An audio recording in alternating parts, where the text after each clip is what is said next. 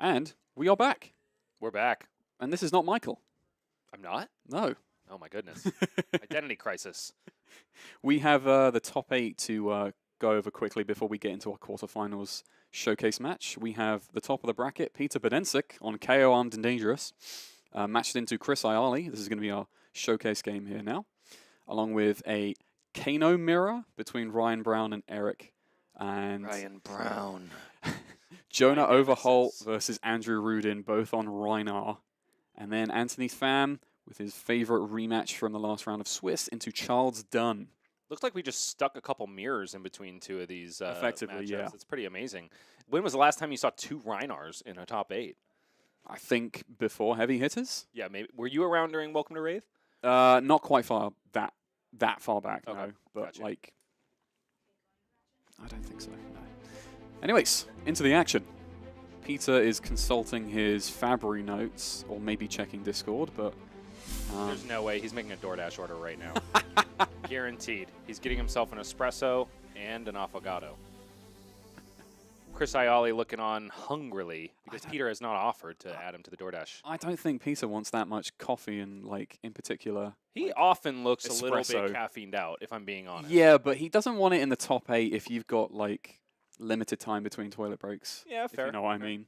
Too much bean, bad for the scene. Did you just make that up? Yeah. Wow, that was really brilliant. Wow, very happy to have you here sitting next to me.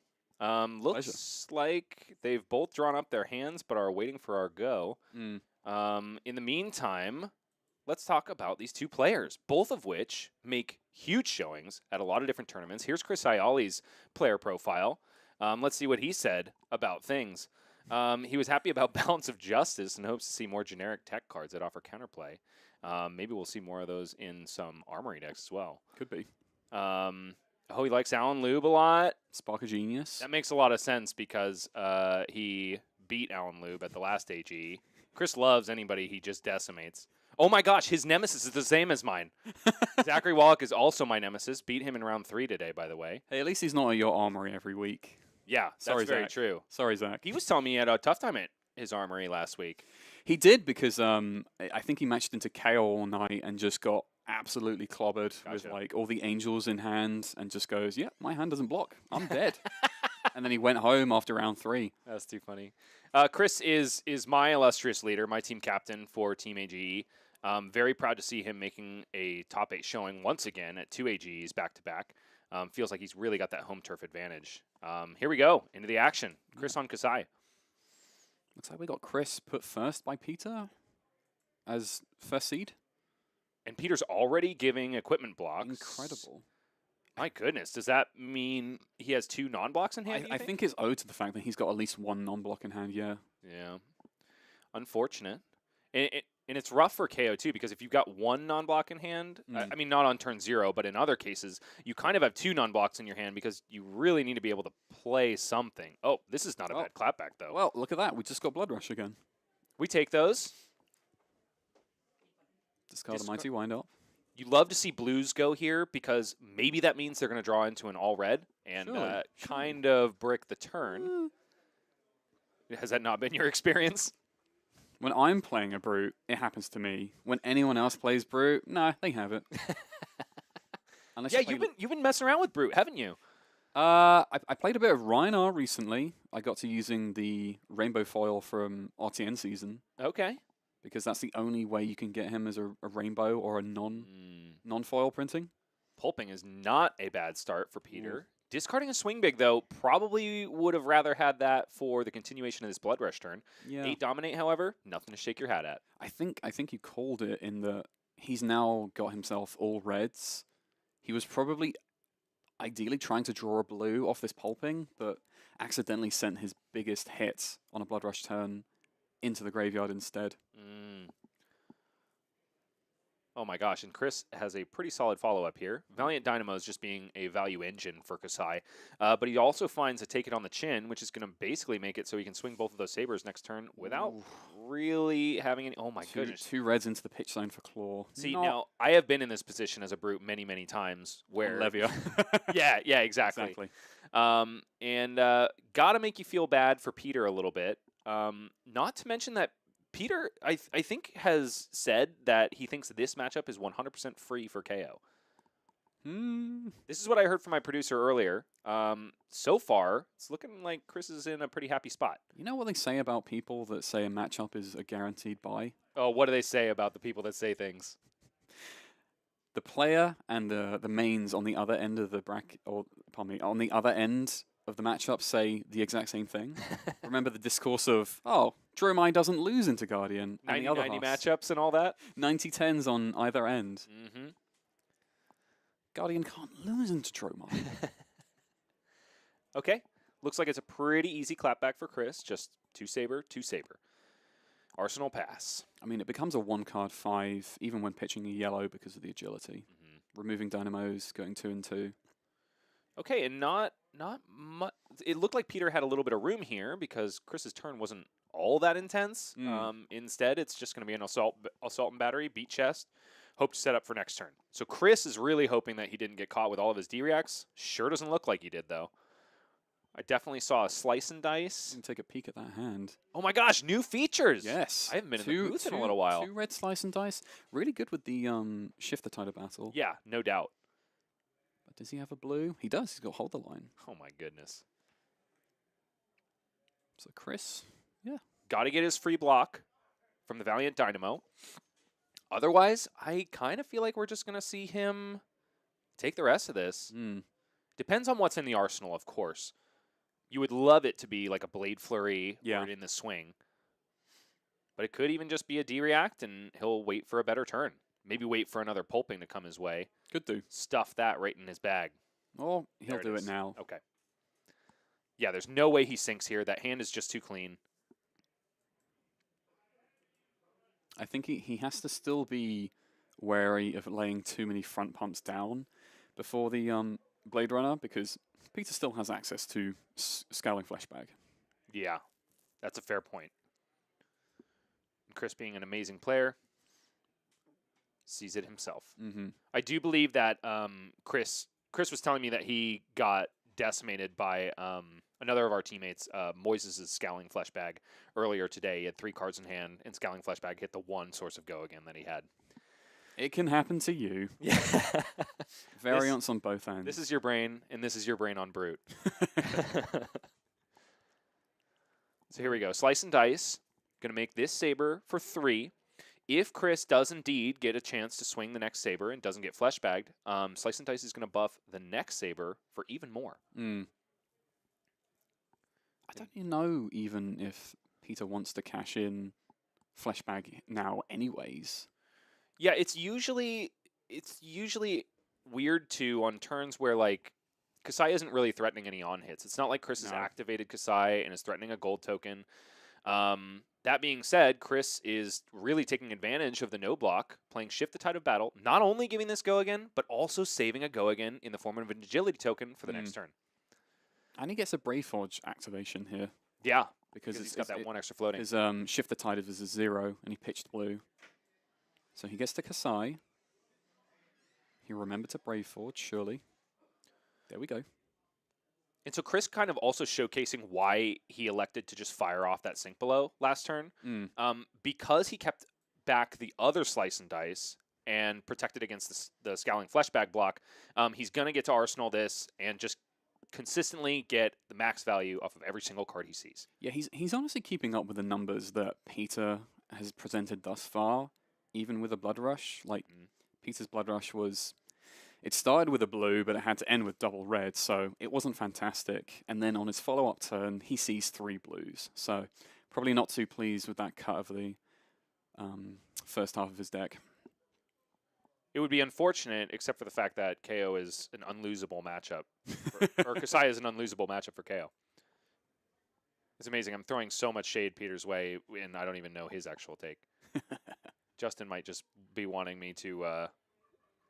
flame him on the stream. I don't know why. Maybe they had a dispute over lunch. Let's see what Peter's got here. This is a great start. Runner does what? 7 go again. Reproduce your agility token. And boy, do we love go again on the Brute side and the Warrior side. Chris is holding on to an agility token on his turn. So it would be unfortunate if he had to block. He's also got a Spoils of War is that two? That's 2 spoils of war in hand. So he is very redundant in terms of his go again, which is kind of an interesting spot here. Incentivizes him to block. There we go. Throw on 1 spoils of war in front. Kassai is interesting because all of her cards kind of like go along with the same game plan. There's not really that many bad ones, but if they do get clumped together, it can make things very awkward. Yeah. Especially if you're handed back the turn without your opponent doing much to you. Like, you don't have much to filter. When you're on grains, it's good to sink some of that value into paying for Vigor tokens to carry into next turn, but Chris is on Tunic here, and Tunic alone in this list, so he has just to work the cards. Here we go, seeing our first Scabskins activation. Rolling a 3. Unpunished is Peter. That's interesting. Okay, I didn't see the other card in his hand. Okay. So I wonder what he was hoping for. He pitched a red for that Bear Fangs. I wonder what he was hoping for if he had gotten the 4 on the Scabs. Could that other card be a blue? Yeah, I don't know how he would have... No, he was holding 2 reds, so... Maybe he was thinking about popping Savage Sash? True, because he would get in... He would roll Scabs, he gets 2 action points. He can probably pack hunt and then guarantee the Bear Fangs on the follow-up. That's interesting. It seems like kind of an early time to block it, especially, or I mean pop it, because he hasn't blocked with it yet. It's very true. And in a, we like to call decks like Kassai point goblin decks, where basically you're just eking out every last little point of value that you can. I mean, the boots are quintessential to that game plan. It would seem a little bit presumptuous to just throw away 2 block. This is also really good because Chris, with the agility and leading with the non-attack, means that he does not suffer from flashbag this turn. Certainly. Because everything's accounted for. He already has an action point with an agility.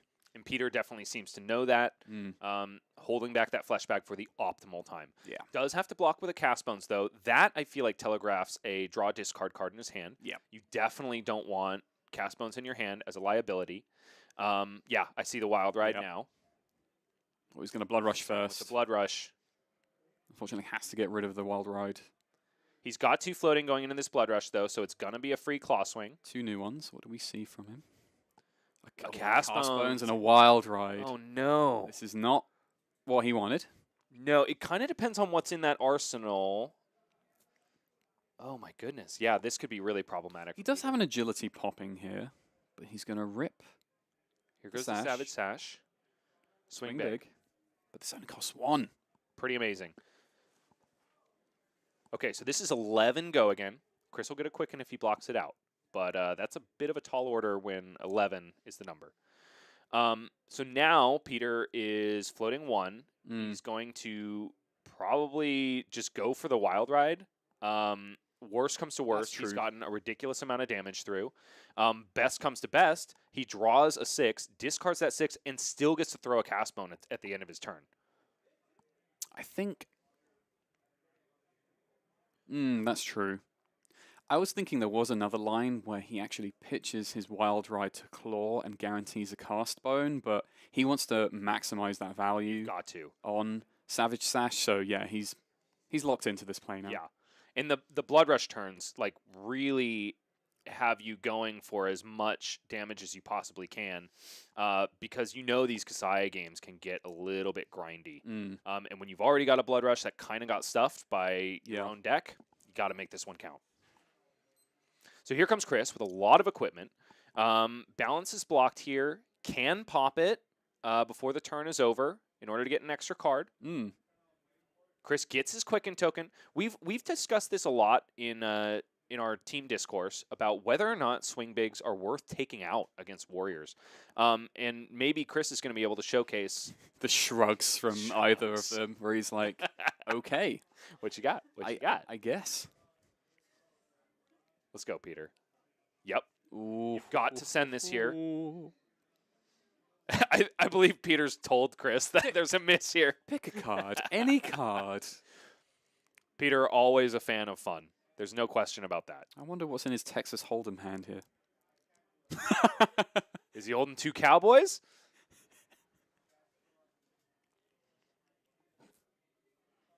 Chris is probably ordering some. I think he's trying to figure out a priority window for when he can pop this balance. Yeah, because he might want the card on blockers. Oh. Oh! Never It's the swing punished. dig. Wow-wee. Peter showcasing why he is a talented flesh and blood player. Hey, sometimes you just need to be lucky and good at the game. Yeah, and 100%. that's mainly how you make it through Swiss. Really, you need both of those two things to align for you on a given day to make it through all the killers that are here. Because at the end of the day, we saw that this was a calculation he took on this hand. He blocked with the other cast bones, and then he drew into another copy. So the good thing about that is with 2 blood rushes and 2 cast bones out of your deck, you don't really have to worry about those draw discards for the that's rest true. of the game. He's eliminated the amount of whiffs considerably. And if he sees one, well, he's bad at the game. Chris in the tank here. Still got... No, I want the hand button. That's the yeah. one. Oh, thanks for showing me So your a hand. sink Chris. below. Sink He's got a below. blue hit and run. Is that? Oh, he's nourishing, isn't it? emptiness. Interesting. So nourishing is probably not that great of a card here, considering how much armor is still left on Peter's side of the board. Yes, true. Especially because he's got the -1 counter on Apex already, which means that plus Scab skins plus a card is like really clean way to just block out nourishing Yeah, emptiness. it will be. Yep. He's not losing any value there, and Chris is not gaining a whole lot just by playing a 2 for 6. I think he could. He's saying no blocks. He might be baiting it out because he's got a quick in here, so he can That's lead with a true. saber swing. Maybe spook Peter. Yeah, but how bad would that feel if then he goes flashback finally, hits a nourishing emptiness? Here we go. Let's see the cast bones. How many did we hit? Yep. 6. It could only be that after the amount of non. Okay, 7 and agility. That's pretty good. Is Peter running a reckless swing? No reckless swings. That's really interesting. Does he have any defense reactions in this list? It doesn't look like it to me. But yeah, no. No defense fear reactions. either. Interesting. Peter's not scared. He doesn't need no fear to prove that. So this list is purely all gas, no brakes. Yes, 100%. And I'm seeing a lot of KO players heading in that direction, right? Like a lot of the people I play with are even starting to cut cast bones. I know Michael Hamilton has done that pretty much from the beginning. I think at PTLA he was on no cast bones. Just consistency is king when it comes to these premier aggro decks. Ooh. So here goes Chris leading off with the Nourishing Emptiness, probably because that Scowling Flesh Bag is still in existence. He's going to force Peter to give him a significant amount of armor here, which does mean that if Chris comes at him with another relevant on hit later on in the game, he might have to give up that Flesh Bag for no value. That's true. And no one ever wants to do that. No, certainly not. But hey, it still blocks 2 when it comes down to it. I don't remember what Chris pocketed in Arsenal. It's still the Slice and Dice, isn't it? Oh, yes, it hasn't left. Yeah.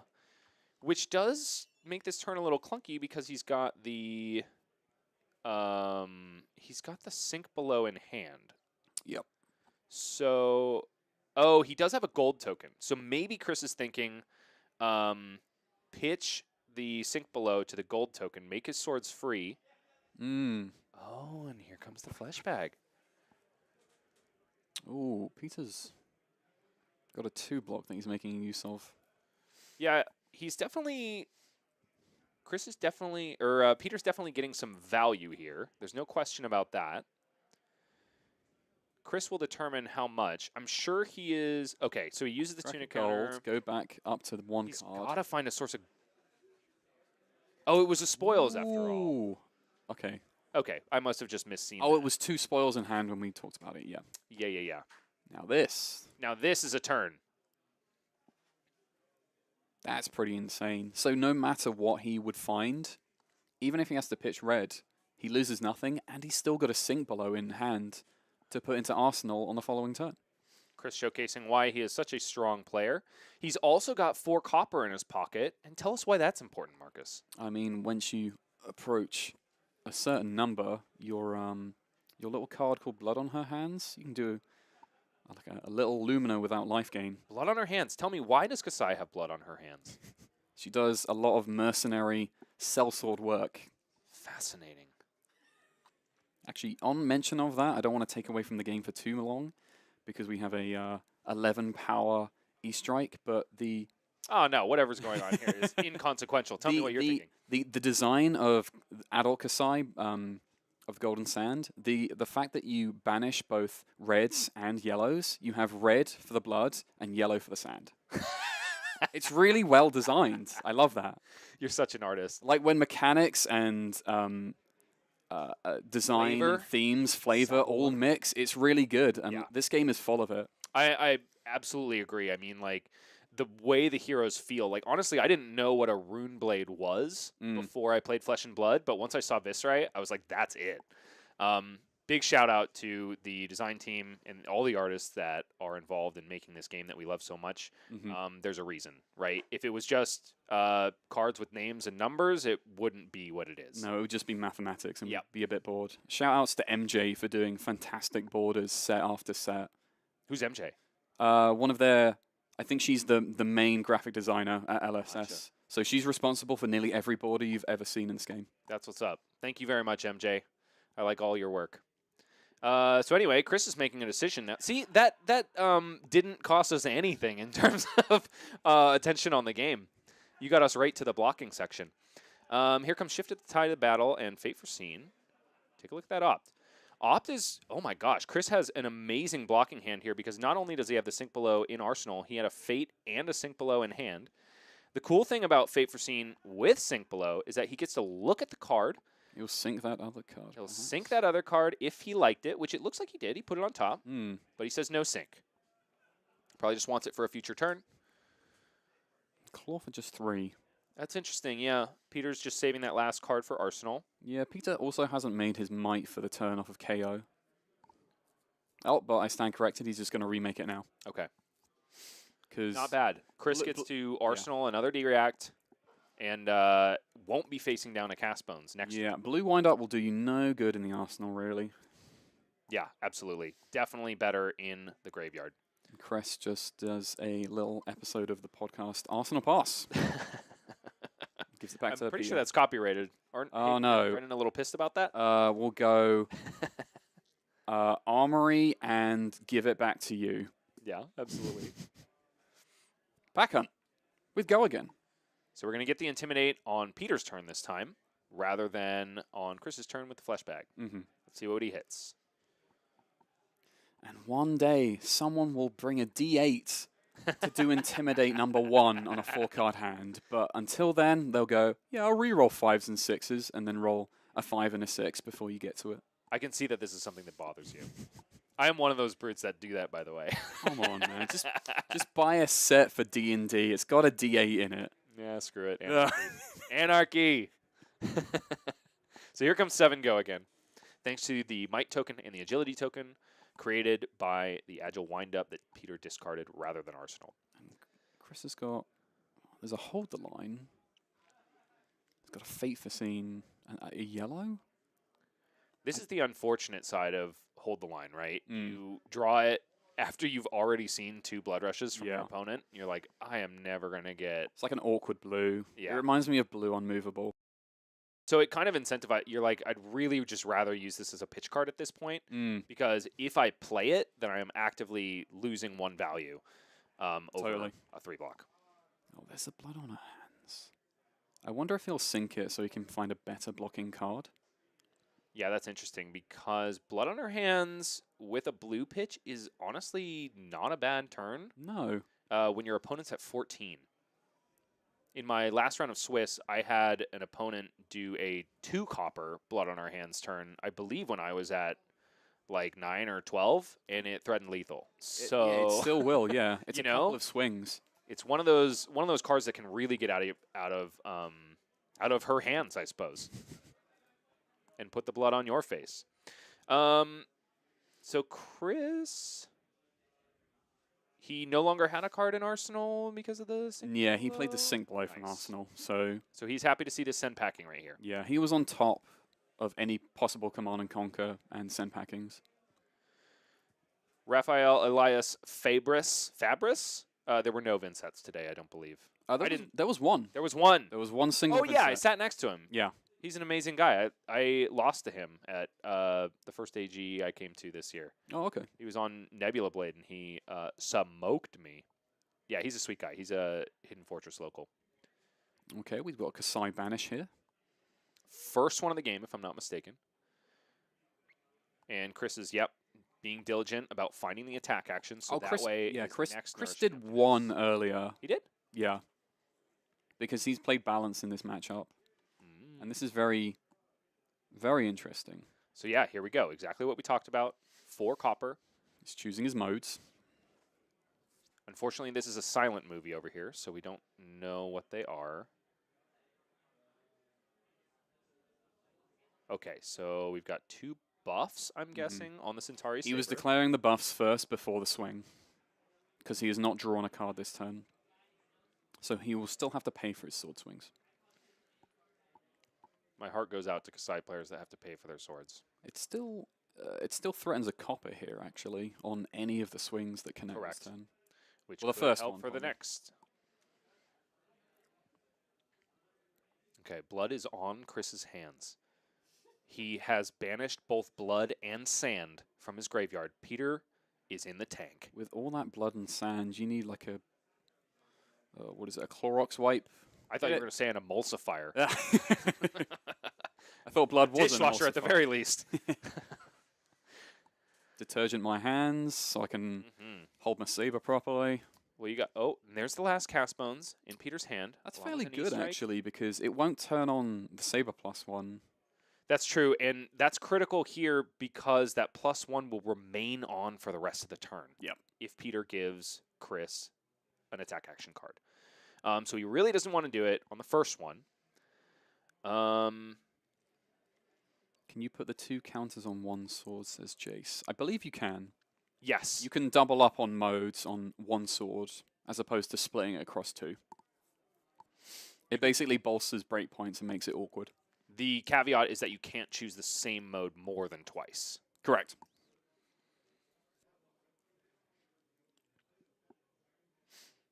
This is 7. I don't... So I think what he's probably chosen is... Has not given it go again yet. I think he did give it. Oh, no, probably with blood on her hand. Yeah, so he gave a go again, a +1, and an additional swing. Yep. And then There probably you are. a +1 on the other saber, because he's done 4 modes.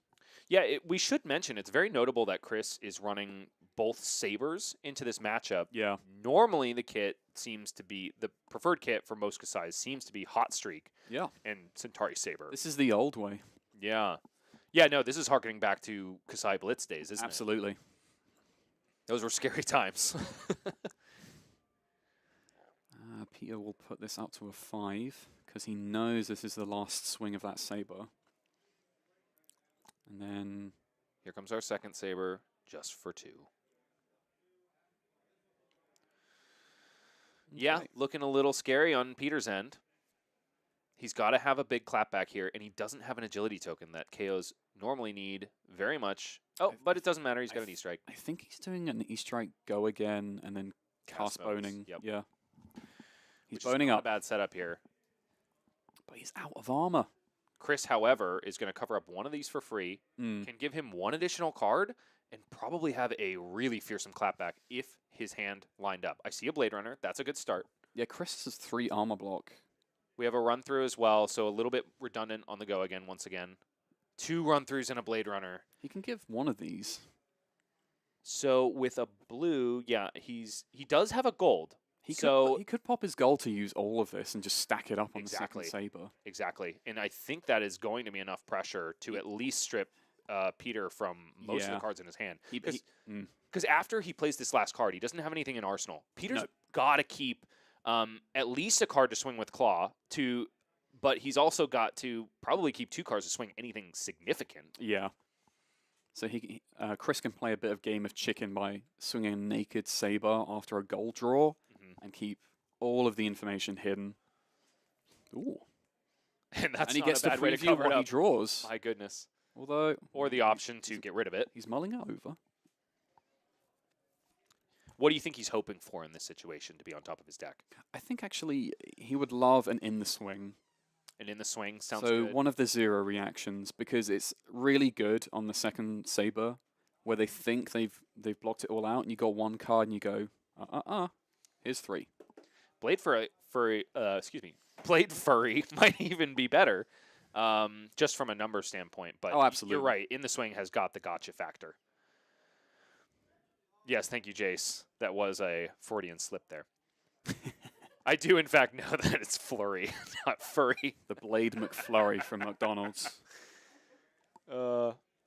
Props to anybody who can draw up a furry Centauri saber so that I can give it to Chris after this. It's not sharp, it's soft.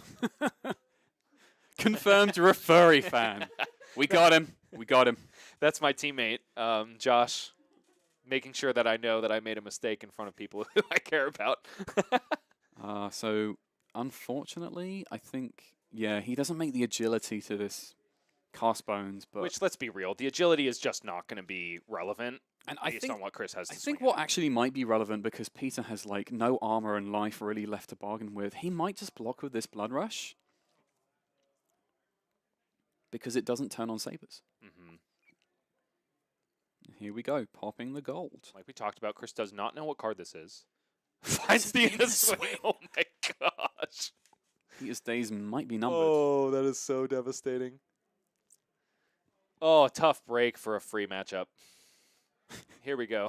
Sorry, Peter. That one's going to be rubbed in as So long as... Oh, okay.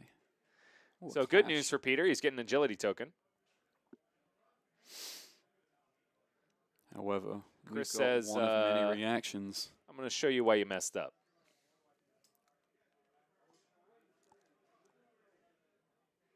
As a Kassai player, I'm proud. That's good. He is really running through. Mm-hmm. Chris is running a 12K through. Run, over run, here. through. Runner, through. Oh, no. Here's 6. Peter has 6 to cover it up. He technically has the additional 3. Chris could get in by 1. Let's see if Peter can sniff out. He would put the it end to swing. 7. Would take 1. Goes up to 7. There's no way he doesn't fire the in the swing here, I don't think, right? Yeah, he has to for the threat. Because Peter goes to 1, and any saber is like a Kodachi lock now. Mm. Here we go. Cool. Does look like Peter's going to get the value off of his cast bones, though. He will be able to send a claw, which is not much, but when it's pumped by 5. 1 card 8. Yeah.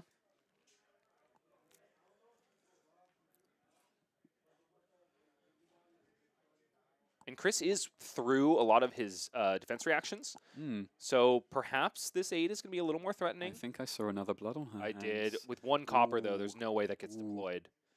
No, that's probably a block here. The spoils is all he needs to continue to threaten. I mean, if he wants just the clean 2-card hand, even if he doesn't, he still gets to block 4. Yeah. Only take 4. Yeah, and as long as he's refreshing that dynamo counter, he's in a good spot. He probably is giving Brave Forge out of brute habit, because you don't want to be at 2 or less life into a brute. Certainly not, and I don't. We're not open deck list, right? I I don't believe we are. In the past, when I've been in top 8, we haven't had deck lists. So Chris might still think that Peter is running that reckless swing. Okay. Right. Nourishing, threatening, dominate. Chris says, I don't even need to refresh my dynamos. I just think That's game. Peter blocks with a no block. And that's game. That was pretty intense. Yeah, no, absolutely. Really well done. Really well played by Chris. Well played by Peter as well, but some brute things just really did not go his way. Yeah, he had a really bad Blood Rush first turn, or the first Blood Rush, pardon me, in that he had to pitch away a CNC and like a another red. That was pretty terrible. I think that's probably that little bit of value that really got Chris over the finish line. 100%. Because, sorry, Cosmic Octopus, in answer to your question, it was Savage Sash that Peter Buddensiek was running. He popped it in order to throw a Wild Ride and a Swing Big on a Blood Rush turn, which was pretty impressive. Yeah. Moving on. Well, different button. Not that button. That button. That's the one. Thank you. So Chris takes down Peter Buddensiek. In the other parts of the bracket, Eric Dauernheim took down Ryan Brown, my nemesis. So that means the Kano mirror went in his favor. Andrew Rudin took down Jonah. The leader of my carpool, took down Jonah Overholt in a devastating, I'm sure, Reinar showdown. We're still undecided on Charles Dunn and Anthony Pham. That makes me think it's going Charles Dunn's way a little bit. I think so, because if it's dragged out long enough, I think you're right. Yeah. Charles has probably gained some ground in the long game. Yeah. Anthony had some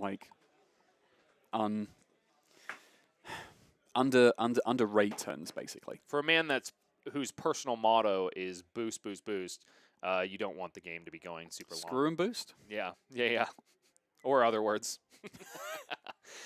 Don't go anywhere. In just a moment, we are going to have an interview with none other than Chris Iaali, and we're going to find out more about how he took down that unwinnable matchup. See you in just a minute. Don't go away. Welcome back, ladies and gentlemen. We are back, as promised, with the victor of our last match, Mr. Chris Iaali. How you feeling, Chris? Yeah, it was a tough game. Yeah, was it? Yeah, I mean, felt close. You made it look easy, honestly. That's a lot harder than my other brute games. So. Is that right? Yeah. Have you faced a lot today? I faced one other one other KO, and Gotcha. It was a little more one-sided. I see. Well, I'm glad you got here because you're sitting next to me now. And you smell great, by the way. Let's start by addressing the elephant in the room, or should I say the duck in the room. You have developed a very fascinating strategy for picking your heroes at these tournaments. Right. Walk me through it. Yeah, it started last month or I guess it started a while ago, where for our locals, our giveaways, the way Anthony would do it was with a duck randomizer. What is a duck randomizer for the people that don't know? A duck race randomizer. And basically you can put a bunch of names in, and whichever duck wins the duck race, that's the winner of the raffle. And so I started doing that with my deck list, my deck choices, and it's been working out so far. Yeah, clearly. How many ducks are in every race? At least 4, yeah. Okay, and your ducks this time were? So the way we do it is the player gets to choose 2 of their own possible choices, and then the guys that have been staying at my house have been choosing the other ones, and so the guys that have been staying at your house, who are those guys? The Arizona guys, yeah. Yeah. So Jonah and shout out to Jonah. Part of Team AGE, by the way. They're not just random people that live in Chris's house. Yeah, and Jake and stuff, and so yeah. So my 2 decks for this weekend were going to be Max and Kassai, and then I was really leaning towards Max going into the weekend. And if I had to choose a second deck, I wanted to mess around with Kassai a little bit, because I think the deck's fine, but I haven't actually put any work into it yet. And then, of course, Jonah chose Reinar for me. Of course. Yeah, he's playing Reinar today and doing really well. And then the other option was Victor again. Yeah, Jake chose Victor. So I take it Victor is not your choice of duck. No. If they want me to play it, I'll play it, but yeah, the duck decides. Yeah. Well, that's great. I am really happy that we're going to continue to see more ducks posted in our Discord, because that's probably one of my favorite things about coming to a Yeah, tournament. they got cool costumes and everything. Yeah, I know. They're really adorable, honestly. Everybody should get on this duck train. Okay, so anyway, enough about the ducks. Let's dive into the game. Okay. So first of all, you got a piece of equipment on turn 0. That must have felt good. Yeah, it was a pretty big tell that he probably had something like Blood Rush in his hand, that he wanted to keep, because he was expecting the matchup to be a race. And so, yeah, got the equipment, got some damage in, But the last card I had in my hand was Blood on Her Hands, and I didn't want to arsenal it that early, so I didn't really end up with an arsenal. But I think it was still a pretty good first turn. Yeah, absolutely. And how happy are you to see that Blood Rush turn come back on the on his swing back? Yeah, I think it was. I don't really remember what his entire hand was, but it did feel like it wasn't that impactful. And maybe it could have been like a 5-card hand, like just Arsenal Blood Rush and play it. But I'm not really sure what his entire hand was. I don't remember that much. Basically, he just ended up discarding a blue, and then he had to pitch 2 reds to swing a claw Right, after his first attack. Yeah. Yeah, I remember that much. But yeah, I mean, he did really well with the deck today, so Yeah. I'm sure he knew what he was doing. Yeah, no doubt. So I'm going to keep up with this hearsay. Justin told me that before the matchup, Peters has been blabbing about how Kassai is free for KO. What do you have to say about that now?